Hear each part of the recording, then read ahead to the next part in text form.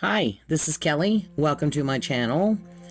I have 3 new dark romance DIYs for you. DIY number 1, the proposal. So these are 2 pieces from one of those hanging signs. There was 3 pieces with, jute twine holding them together. And I've taped the one side to make sure they are in a position I would want them to be in. And also to clamp it to let this dry, and that's just some Titebond wood glue, and I'm going to wipe off the excess using my heat gun to make sure that glue is dry, so when I tape this side the tape doesn't get glued to the board. I want to put the painter's tape on both sides and let this sit for about an hour, and that works as my clamp. Then I'm going to take a little bit of this heavyweight spackle. This starts out pink and is white once it's dry, that way you know for sure it's dry. It's good stuff. And just kind of smooth out that little edge there where they connect. And we're going to paint this entire thing with rich black chalk paint, Folk Art brand. And here we have a black velvet ring box, and it says K Jewelers in the top. And we're going to take this acrylic champagne gold and this little sponge dabber, and I'm just going to keep dabbing gold paint all over all this white satin fabric until it camouflages the gold lettering. And it took a little while because I had to keep going over it and over it. This paint is kind of translucent. It adds more of a shimmer than color, so you need to use a lot to actually get a coat of paint. And then I'm going to cover it with this black lace. And I'm going to add just a tiny bit of hot glue here and there where the heavier pieces of fabric are, not where it's very sheer. You want something for the glue to stick to. And I'm going to do this here, like I said, here and there until it's holding on in enough places I feel confident it's going to stay put. And we're just going to keep doing that. And a little bit of glue is going to show, and you can use your heat gun to kind of melt it down inside a little bit. But if it shows, I have found that a little tiny brush with some black chalk paint and just dab it where you see that little bit of dried hot glue, it'll camouflage it right into that black. So now that I've got that in place in as many areas as I can, I'm going to turn it over and glue the fabric or the lace down in the same pattern. You see how they've glued that satin fabric down? I'm just going to glue it in the same pattern as that. And it doesn't matter if the glue shows on the back side. Got this little skewer I'm using to keep from burning my fingers. And we do the 2 corners and then fold that piece down.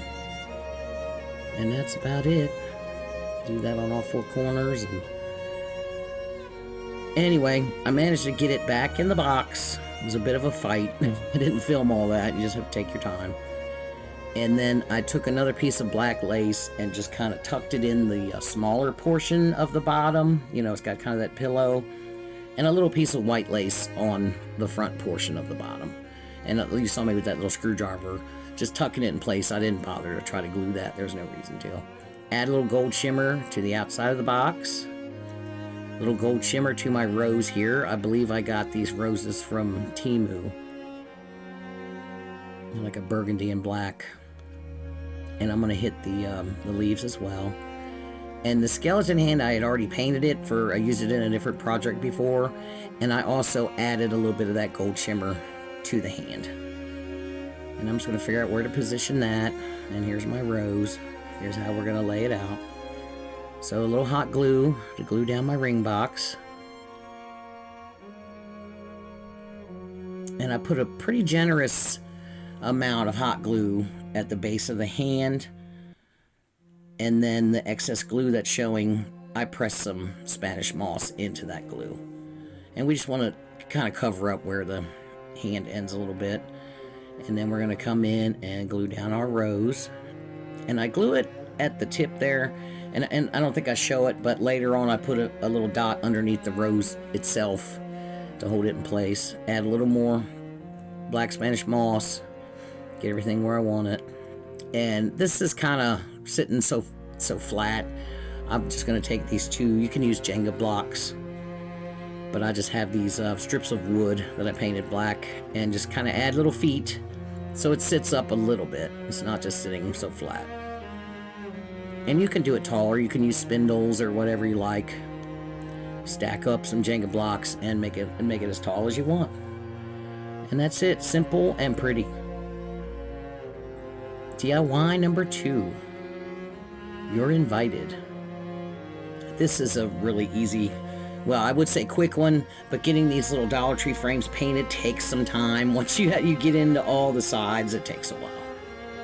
So I make sure I get in all the sides done, and I put 2 coats on what I'm going to use as the front. And I've got this little wooden disc. I don't know where they came from. They happen to fit those frames perfectly. And I'm just going to use my pencil to trace out roughly where I need to cut out my image. There's my image. There's my bride and groom. And I cut this out just a tiny bit bigger than the circle I drew. And then I trim it a little further to make sure I get it lined up. I don't want the pencil marks to show. I want the pencil marks to be where I'm going to trim it even further. We're going to add some Mod Podge to one end, get it in place where it's not going to slide around anymore. And be careful not to press it all the way down the rest of the way, because you'll end up with a crease. This is cardstock. If you're using regular paper, it's more of an issue. With cardstock, usually, unless you get crazy, you don't have too much trouble. So here we're glued to our circle, and we're just going to take our utility knife and trim the excess. Burnish the edges with my emery board, and then we're going to blacken those edges and touch up the paint where when we burnish the edges, we tore up the paint a little bit. And we just keep on filling that in until, because this is going to be on the back side, but still, I wanted it all to match. And I went a little heavier than I meant to with the gold shimmer on the front, but that's okay. I usually like to just put a shimmer over the image, and it kind of got a couple stripes in it, but you'll have that. It happens. And we add a little gold to the frame as well. Now I'm going to take my Thick and Quick, and this just requires a little patience, and I'm going to go around, because it's just a tiny area where that wood round is going to make contact. And I just go around carefully, as quick as I can, because you don't want the glue to dry on you too fast. And we get that in position, make sure it's where we want it. And then what I'm going to do is lay that face down on my kitchen counter, put a flat wooden cutting board on the back of it, and some weights, some plates, whatever you want to use for weights books, and let that sit there weighted for about an hour. In the meantime, I'm going to paint this little easel with black chalk paint, and again, add that little bit of gold shimmer. And that's about it. You can glue it to the easel if you like, but I found it stood on there pretty well. Didn't have an issue. DIY number 3, the Final Vow. So I got this church at Dollar General. They were $10, so I waited till after Christmas when they went to 50% off. And it already lights up. And it's got these little plastic fronts on all the windows and the door here. And also the front of the cross is the same way. And they come off easily. Just take your time. You don't want to break them. And I've got this folk art terracotta paint I got from Amazon. I'll leave you the link. And it's a lightly textured paint. And this particular color is called Sea Stone. And it is very similar to that paint I use a lot.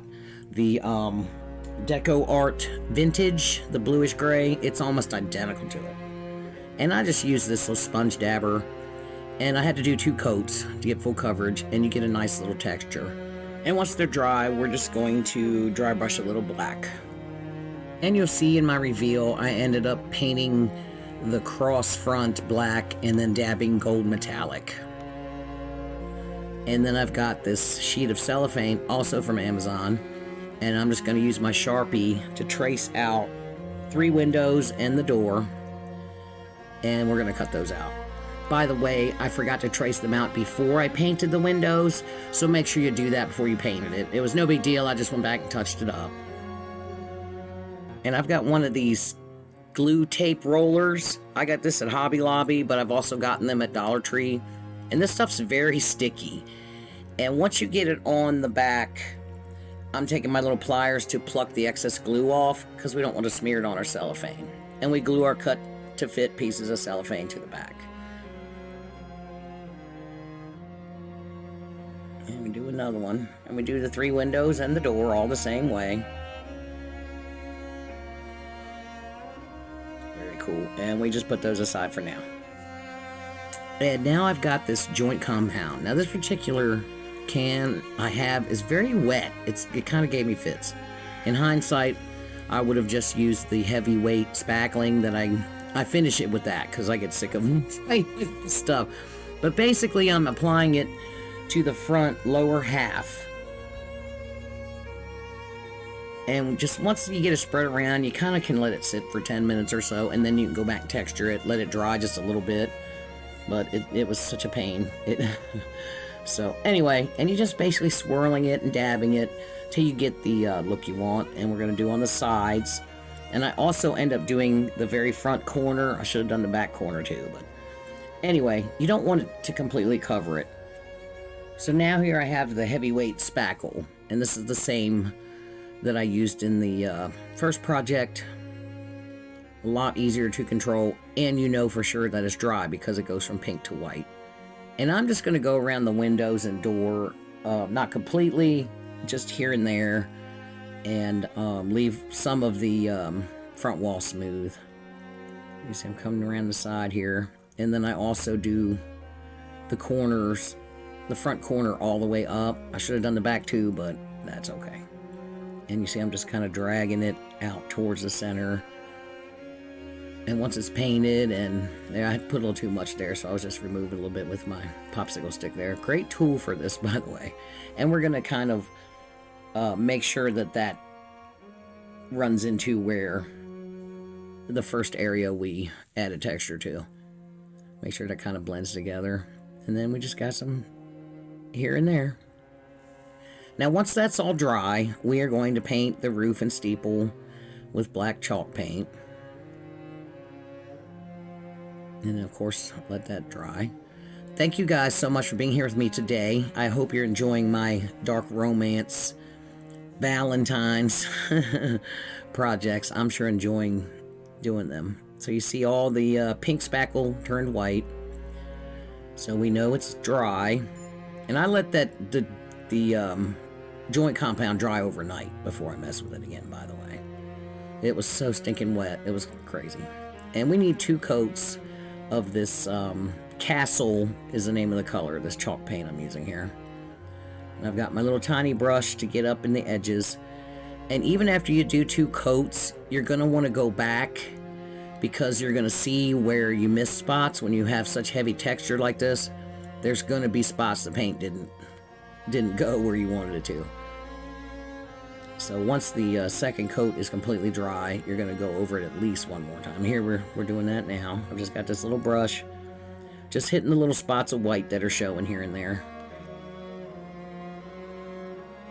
Look how much darker that gray dries than when it's wet. Look at the difference. But yeah, I was so thrilled how this turns out. Wait till you see this once we put the black wash on there. So everything's all dry, and I've got a little bit of water, and I'm going to add my black paint to my water. And if it's too dark, you can add more water, or you can go back over it with just water and kind of blend it, because you'll do an area with the wash, and then you're going to take a paper towel or a cloth and dab it back off. And if it's too light, you can go back over it.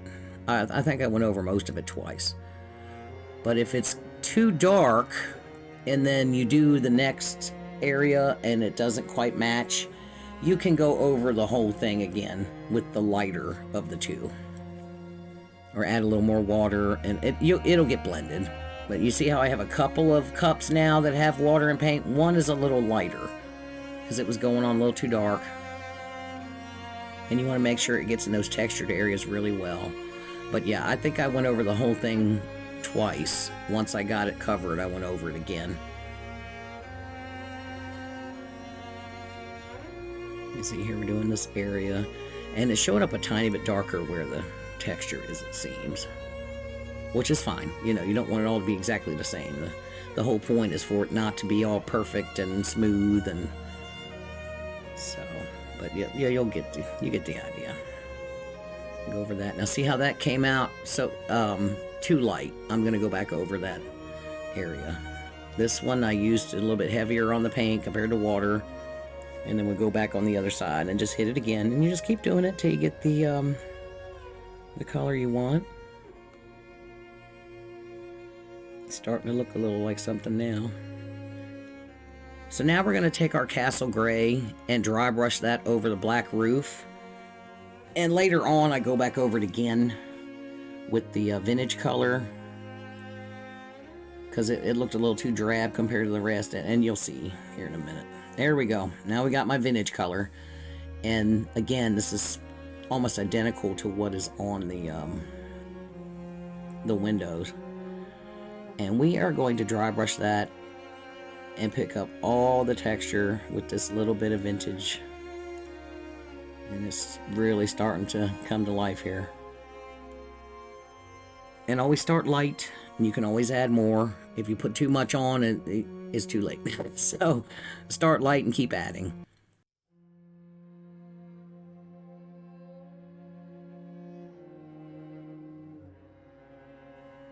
And you can see how it's subtle, but it really makes a difference.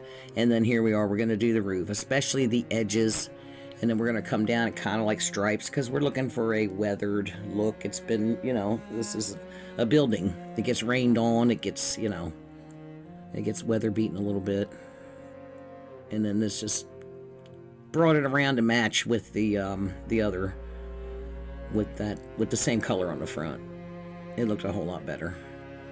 Now I've got Aleene's tacky glue and a little skewer here.